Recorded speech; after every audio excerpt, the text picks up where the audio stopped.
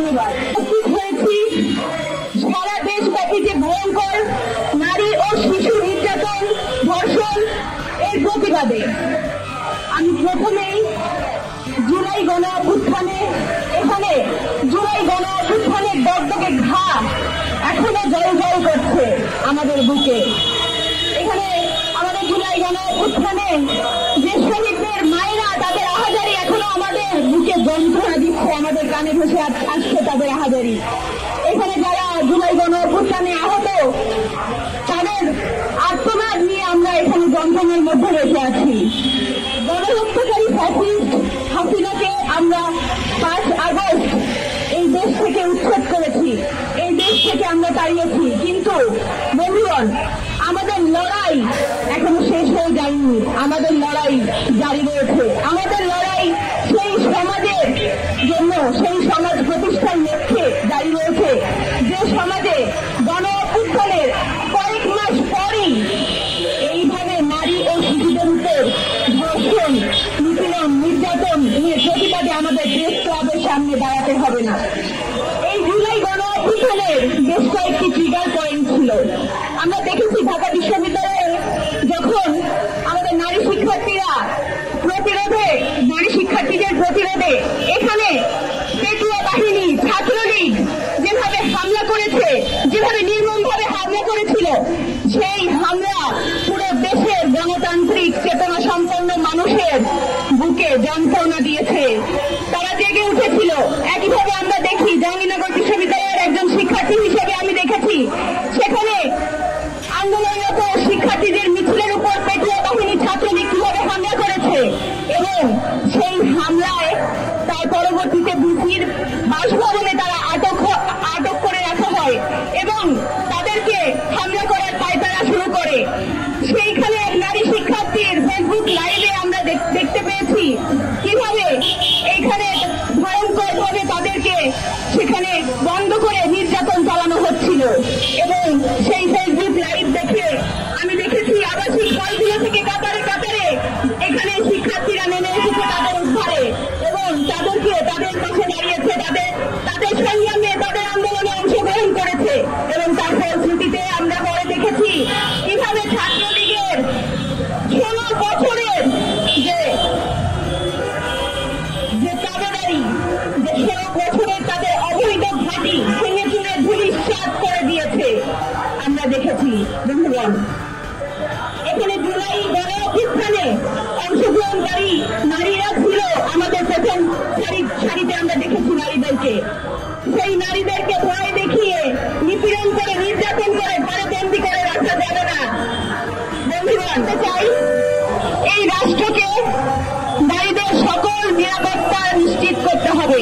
আমরা দেখে এসেছি এখানে রাষ্ট্র বারংবার নাগরিকদের নিরাপত্তা নিশ্চিত না করতে পেরে বিভিন্নভাবে পায়তারি করে, প্রতিক্রিয়াশীল বক্তব্য দিয়ে এখানে নারীদেরকে এবং জনগণকে ব্যক্তিগতভাবে এখানে দায় চাপানোর পায়তারা করে এসেছে।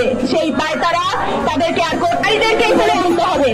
আমি জাহাঙ্গীরনগর বিশ্ববিদ্যালয়ের শিক্ষার্থী হিসেবে জানি, জাহাঙ্গীরনগর বিশ্ববিদ্যালয়ে রাত 3টার সময় একজন নারী শিক্ষার্থী সেখানে নিরাপত্তার সঙ্গে হাঁটতে বের হতে পারে। সেখানে তার নিরাপত্তা আছে এবং সেই নিরাপত্তা কেন আছে তার পিছনে রয়েছে জাহাঙ্গীরনগর বিশ্ববিদ্যালয়ের নারী শিক্ষার্থীদের সংগ্রামের ইতিহাস, দীর্ঘ সংগ্রামের ইতিহাস। এখানে 98 সালে দর্শক মানিকের বিরুদ্ধে জাহাঙ্গীরনগর বিশ্ববিদ্যালয়ের শিক্ষার্থীরা যেভাবে আন্দোলন সংগ্রাম গড়ে তুলেছিল এবং তারপরে পরবর্তীতে যে কোনো ধর্ষণ, যে কোনো নিপীড়ন, যে কোনো নির্যাতনের বিরুদ্ধে তারা যেভাবে সান্ধ্যকালীন আইন, বিভিন্ন আন্দোলন তারা গড়ে তুলেছে, সেই দীর্ঘ ইতিহাস তাদেরকে সেই নির্যাতন, সেই নিপীড়নের নিরাপত্তা দিতে, নিরাপত্তা প্রতিষ্ঠা করতে পিছনে কাজ করেছে। বন্ধুগণ, এখানে প্রশাসন, ফ্যাসিবাদী রাষ্ট্রের গোলাম প্রশাসন বিভিন্নভাবে চেষ্টা করেছিল মেয়েদের পায়ে শিকল পরিয়ে ঘরের মধ্যে ঢুকিয়ে দেওয়া, সান্ধ্যকালীন আইন করে, কিন্তু সেই আইন শিক্ষার্থীরা মানে নাই। সেই আইন, সেই ধর্ষণ বিরোধী আইন, সেই আন্দোলন নারীদেরকে প্রতিষ্ঠা করেছে, নারীদেরকে সেইখানে নিরাপত্তা প্রতিষ্ঠা করেছে। এখানে আমি আমাদের নারীদেরকে, সকল দেশের নাগরিকদের নারীদেরকে আহ্বান জানাবো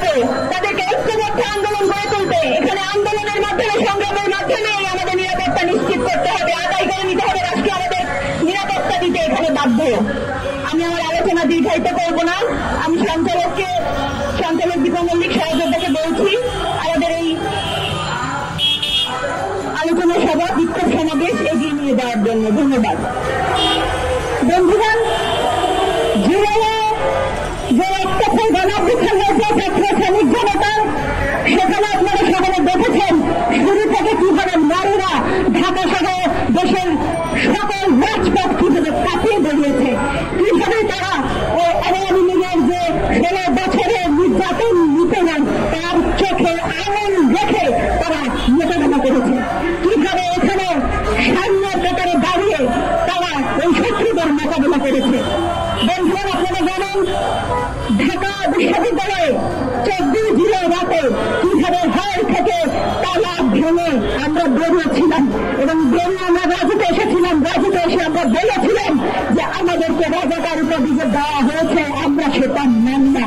সুতরাং আমরা সেই খোঁজে সেটা কিন্তু পেয়েছিলাম এবং তারপরে আমাদের ভাইরা আমাদের সঙ্গে এসে একতাবদ্ধ হয়েছিলেন।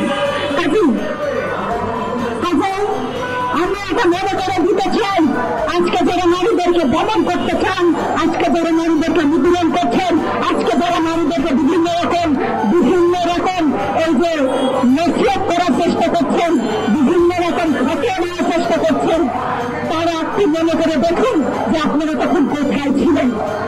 চট্টগ্রামে যখন আমাদের শিক্ষার্থী বন্ধুদেরকে, ছেলে শিক্ষার্থী বন্ধুদেরকে পুলিশ নির্যাতন করছিল, নিপীড়ন করছিল, ধরে নিয়ে যাচ্ছিল, তখন আমরা কিন্তু তাদের সামনে গিয়ে বুক পেতে পাঠিয়েছি এবং আমরা তাদের কাছ থেকে ছিনে নিয়েছি আমাদের সহযোদ্ধাদেরকে। সুতরাং নারীদেরকে যদি আপনারা এই দমন করে নির্যাতনের মধ্যে দিয়ে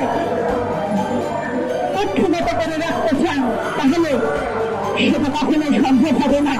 জিলের কাছ থেকে আপনারা শিক্ষা নেন, সরকারকে বলবো জিলের কাছ থেকে আপনারা শিক্ষা নেন, আমাদের নিরাপত্তা নিশ্চিত করেন। আমরা যেখানে নেতা করেছে এরপর তারা সমস্ত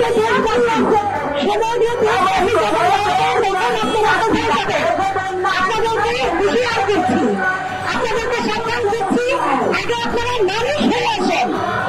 আপনারা এখনো মানুষ হতে পারেননি, মানুষ হতে পারেননি বলে আপনারা এখনো মনোবিদ্যুৎ আচরণকে ধ্বংস করতে পারেননি।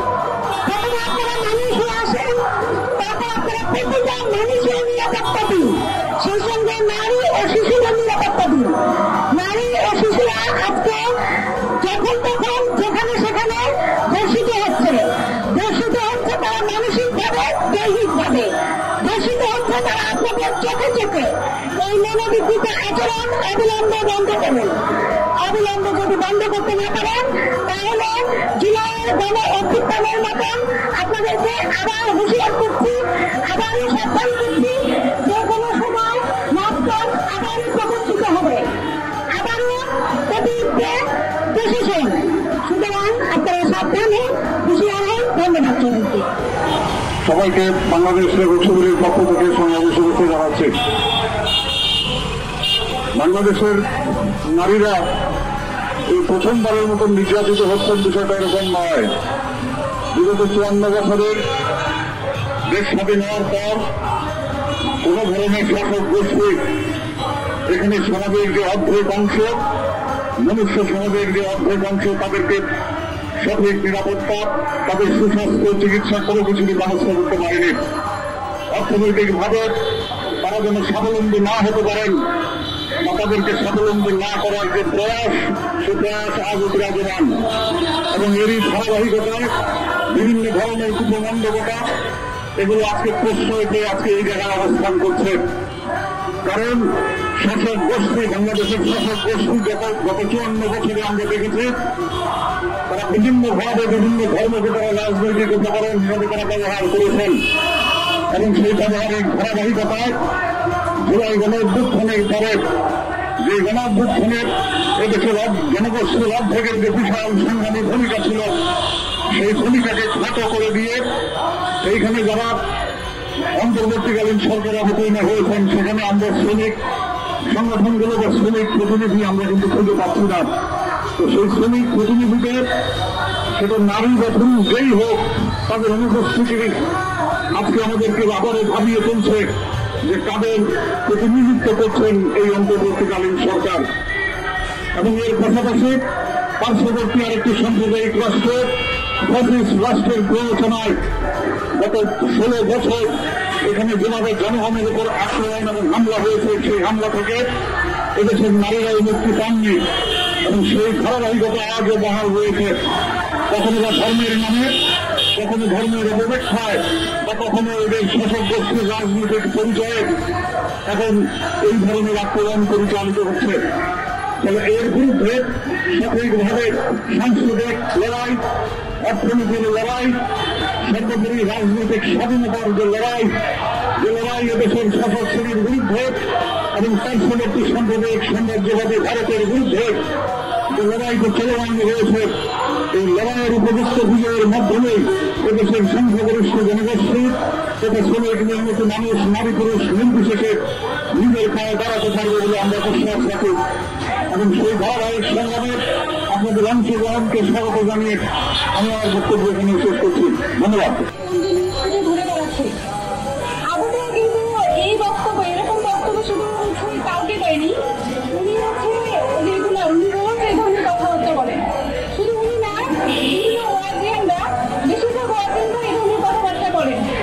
আর আমরা ভাবি যে হচ্ছে ওয়াজিয়ানরা বলতে কি হলো, কিন্তু এই ওয়াজিয়ানরা বাংলাদেশের বেশিরভাগ মানুষের মননকে নিয়ন্ত্রণ করে। তারা কিন্তু আমাদেরকে খুঁজে পায় না, তারা খুঁজে পায় এই ওয়াজিয়ানদের, তাদের হচ্ছে নাগারে মৃত্যু পায়।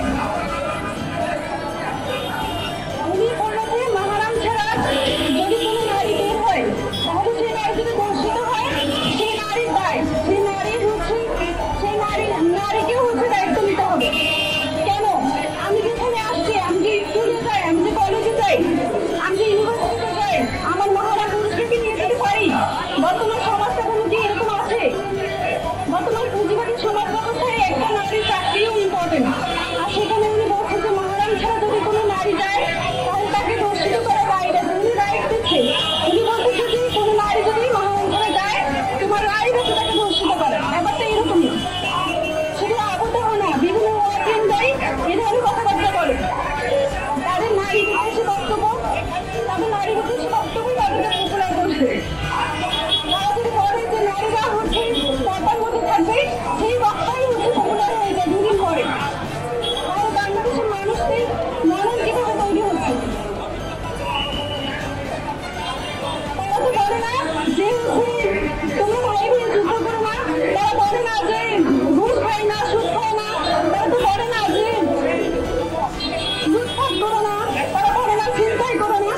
তারা শুধু বলে যে নারীদের দেশ চালায়, নারীদের দেশ চালায়, ওরা ইস্যুভাবে কোথায় কোন বয়ে কোন কথায় কোন কথা হচ্ছে নবীন মানুষ কি করা হয়েছে, এসব কথাবার্তা বলে। এবং তারা এসব কথাবার্তা বলেই পপুলার হয়ে যায়। তারা পর্যন্ত কোনো অধিকারের জন্য রাস্তায় নামেনি, কিন্তু তারা পপুলার। তারা হচ্ছে মানবতার ধর্মের কথা বলে। ইসলাম ধর্ম হচ্ছে মানবতার ধর্ম। তাহলে আপনারা কোন মানবতা যোগান? হ্যাঁ, আপনারা কোন মানবতার কথা বলেন? ইসলাম ধর্ম, শুধু ইসলাম ধর্ম না, প্রত্যেকটা ধর্ম এসেছে মানুষের জীবন যাপন যত সুন্দর হয়। কিন্তু আমরা ধর্মকে পুঁজি করে আমরা নিজের স্বার্থ উদ্ধার করি। বিশেষ করে পুরুষতান্ত্রিক সমাজ ব্যবস্থা দাঁড়িয়েছে শুধু ধর্মের ভিত্তিতে। আমরা যখন বলি যে হচ্ছে আপনি যদি দেখলাম না কোনো হচ্ছে ধার্মিক মানুষ এসে দাঁড়ালো, এই যে আফরিনা মেয়েটা শুধু একটা বাচ্চা মেয়েটাকে যখন ধর্ষণ করা হলো নির্মমভাবে, তার জন্য কেউ দাঁড়ালো না তো? আপনি যদি কেউ দাঁড়ালো না, কেন দাঁড়ালো না? দাঁড়ালেই কি হচ্ছে? তুমি বলেছে চাই, বরং ধর্মই তো তোমাকে দাঁড়াতে বলে। তোমার ধর্মই তোমাকে দাঁড়াতে বলে। তোমার ধর্ম বলে যে তুমি হচ্ছে মানবতার কথা বলো। আরে ধর্ম করেন। তোমার ধর্ম বলে যে তুমি এখানে দাঁড়াও, আফিয়ার জন্য দাঁড়াও, নুসরাতের জন্য দাঁড়াও, তনুর জন্য দাঁড়াও। তোমার ধর্ম বলে। কিন্তু আজকে যদি কোনো কথা বলি, কোনো ইস্যু করি, ধর্ষণের কথা বলি, বলে নারীর পোশাক কি ঠিক ছিল, নারীকে ঠিক মতো রাস্তায় চলাফেরা করেছে, এসব কথাবার্তা বলা হয়। যাই হোক, আমি আমার বক্তব্য এখানে শেষ করছি।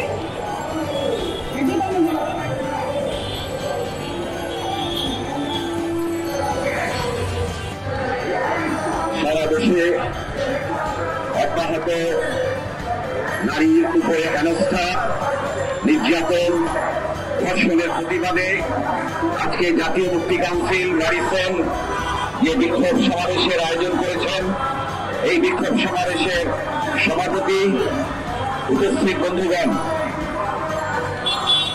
জুলাই গণ অভ্যুত্থানের মধ্য দিয়ে বাংলাদেশের গণতান্ত্রিক সংগ্রামে আবারও এদেশের নারীদের যে সংগ্রামী ভূমিকা, যে সাহসী ভূমিকা, তা এদেশের জনগণ দেখেছে, বিশ্ববাসী দেখেছে। এদেশের প্রতিক্রিয়াশীল যে শক্তি, তারাও দেখেছে। আমরা আমাদের রাজনৈতিক সংগ্রামের ইতিহাসে ৭১-এর মুক্তি সংগ্রামে নারীদের ভূমিকার কথা উল্লেখ করি, কিন্তু আমি বলবো জুলাই অভ্যুত্থানে যেভাবে আমাদের মেয়েরা, আমাদের মায়েরা যেভাবে তারা গণতন্ত্রের জন্য লড়েছেন, ফ্যাসিবাদের বিরুদ্ধে লড়েছেন, সেটা অভূতপূর্ব। গত ১৫ বছরে শত শত মানুষকে যে গুম করা হয়েছে, সেই গুম হওয়া পরিবারের মায়েরা, স্ত্রীরা, বোনেরা, সন্তানেরা যেভাবে প্রতিরোধ গড়ে তুলেছেন, যেভাবে এই সংগ্রামে তারা নেমে এসছেন, সেটা অদৃষ্টপূর্ব। এই নারীদের যে জাগরণ, নারীদের যে প্রতিরোধ ক্ষমতা, একে শাসক শ্রেণী ভয় পায়, একে সরকার ভয় পায়, একে কারোরই স্বার্থবাদীরা ভয় পায়। আপনারা জানেন বাংলাদেশে শোষণের একটা টার্গেট এই নারীরা। গার্মেন্টসে বেশিরভাগ শ্রমিকরা হচ্ছে নারী। তার একটা বড় কারণ হচ্ছে তাদেরকে শোষণ করার সুযোগ থাকে। তারা যেভাবে প্রতিবাদ করে না সাধারণভাবে, সেই সুযোগ তারা নেয়। বাংলাদেশে যারা এনজিও করেন, ক্ষুদ্র ঋণ দেন, তাদেরও টার্গেট হচ্ছে নারীরা, যাতে নারীদের উপরে তারা শোষণ বেশি করতে পারেন। কিন্তু সমাজ পাল্টাচ্ছে, পরিস্থিতি পাল্টাচ্ছে। আমরা পরিষ্কার ভাবে বলতে চাই, নারীদের বিরুদ্ধে আজকে যেভাবে সমাজে অপপ্রচার চলছে, বিশেষ করে রাস্তাঘাটে আপনারা দেখবেন সেখানে ওয়াজ মাহফিলের ক্যাসেট, সেখানে বক্তৃতা দেওয়া হয়, সেখানে যারা ধর্মগুরু, মৌলানারা, মোল্লারা যেসব বয়ান করেন, সেই সব বয়ানে তারা নারীকে ঘরের মধ্যে বন্দী করে রাখতে চান, পর্দার মধ্যে বন্দী করে রাখতে চান। পুরুষের উপরে এই ধর্মগুরুদের উপরে নারীদের চলতে হবে। আমরা বাংলাদেশের নারী পুরুষ গণতান্ত্রিক জনগণকে বলতে চাই, এই ধর্মীয় প্রতিক্রিয়াশীলতার বিরুদ্ধে, এই মোল্লাতন্ত্রের বিরুদ্ধে, এই পুঁজিবাদের বিরুদ্ধে আজকে সমগ্র জনগণকে ঐক্যবদ্ধ হতে হবে। নারীর শত্রু পুরুষ নয়, নারীর শত্রু হচ্ছে এই সমাজ, এই রাষ্ট্র, এই শাসক শ্রেণী, এই পুঁজিবাদী ব্যবস্থা। নারীর ক্ষমতায়ন শুধু তার চাকরি নয়, নিশ্চয়ই শিক্ষা, চাকরি, কর্মসংস্থান তাকে ক্ষমতা দেয়, কিন্তু সবচেয়ে বড় ক্ষমতা হচ্ছে নারী কি করবে সেইটা নেওয়া একটা স্বাধীনতা। আমাদের দেশে মেয়েদের স্বাধীনতা নয় যে তারা নিজেরা বাচ্চা ধারণ করবে, তাদের সিদ্ধান্ত অনুযায়ী বাংলাদেশের পরিবার এবং তার স্বামী, কর্তা পুরুষ, তার উপরে নির্ভর করে তিনি সন্তান গ্রহণ করবেন কি গ্রহণ করবেন না। যে জন্য আমরা দেখি অধিক সন্তান গ্রহণের জন্য আমাদের মেয়েরা, মায়েরা পুষ্টিহীনতায় ভোগেন এবং তারা পুষ্টিহীন শিশু তারা জন্মদান করেন। সমাজে এই প্রতিক্রিয়াশীল যে চিন্তা, এই প্রতিক্রিয়াশীল ভূমিকা, পুঁজিবাদী সমাজ নারীকে যেভাবে ভোগের পণ্য, পুরুষের ভোগের পণ্য হিসেবে উপস্থিত করে, তার সৌন্দর্যকে প্রধান করে রাখে, সেই পুঁজিবাদী ব্যবস্থাকে উচ্ছেদ না করে আজকে জনগণের মুক্তি নাই। এই ধর্মীয় প্রতিক্রিয়াশীলতার বিরুদ্ধে লড়াই করে জয়লাভ ছাড়া আমাদের মুক্তি নাই। জুলাই অভ্যুত্থান শেষ হয়ে যায়নি। জুলাই অভ্যুত্থান শুধুমাত্র ফ্যাসিস্ট হাসিনাকে এখান থেকে উৎখাত করেছে, কিন্তু এই জুলাই অভ্যুত্থান এই আমলাতন্ত্রের গায়ে আঁচড় দিতে পারেনি, এই দুর্নীতিবাজ আমলাতন্ত্রকে আঘাত করতে পারেনি, এই লুটেরা ব্যবসায়ী, সিন্ডিকেট ব্যবসায়ীদের আঘাত করতে পারেনি। এবং এই ধর্মীয় প্রতিক্রিয়াশীলতা যারা নারীকে গোলাম হিসেবে রাখতে চায়, দাসী হিসেবে রাখতে চায়, সেই প্রতিক্রিয়াশীলতার বিরুদ্ধে, সেই ধর্মীয় প্রতিক্রিয়াশীলতার বিরুদ্ধে, মোল্লাতন্ত্রের বিরুদ্ধে, আজকে পুঁজিতন্ত্রের বিরুদ্ধে, আজকে সাম্রাজ্যবাদের বিরুদ্ধে আমাদের নারীদেরকে সারা দুনিয়া জুড়ে শ্রমিক, কৃষক, মেহনতি মানুষ আজকে ঐক্যবদ্ধভাবে সেই নারী মুক্তির লড়াই আমাদের করতে হবে। আমাদের দেশের মুক্তি হবে না, আমাদের সমাজের মুক্তি হবে না যদি নারীর মুক্তি না ঘটে। সুতরাং আমার মায়েরা, বোনেরা, আমাদের মেয়েরা যে লড়াই করছে সেই লড়াই শুধু তাদের নয়, এটা সমগ্র সমাজের মুক্তির লড়াই। নারী পুরুষের ঐক্যবদ্ধ এই সংগ্রামে যে লড়াই, সমাজতন্ত্র ছাড়া আজকে নারীর মুক্তি নাই। সেই সমাজতন্ত্রের লক্ষ্যে আসুন আজকে আমাদের এই লড়াই এগিয়ে নিয়ে যাই। আমরা অন্তর্বর্তীকালীন সরকারের কাছে দাবি তুলতে চাই, অবিলম্বে এই ধর্ষণের সাথে যারা যুক্ত তাদেরকে গ্রেফতার করতে হবে। আজকে ধর্মীয় সেরা সমাবেশে রাজমার্গ ঘিরে নারীদের বিরুদ্ধে যে বিদ্বেষ ছড়ানো হয় তা বন্ধ করতে হবে এবং মব জাস্টিসের নামে, তসবিহি জনতার নামে রাস্তাঘাটে নারীর উপরে যে হামলা হেনস্থা হয় তাকে প্রতিরোধ করতে হবে। জনগণ নিশ্চয়ই সেটা প্রতিরোধ করবে। নারীদেরকে সেই ক্ষেত্রে আমরা মনে করি আরো এগিয়ে আসতে হবে। মেহনতি মানুষের জয় হোক, দুনিয়ার মধ্যে এক হোক, ইনকাম জিন্দাবাদ।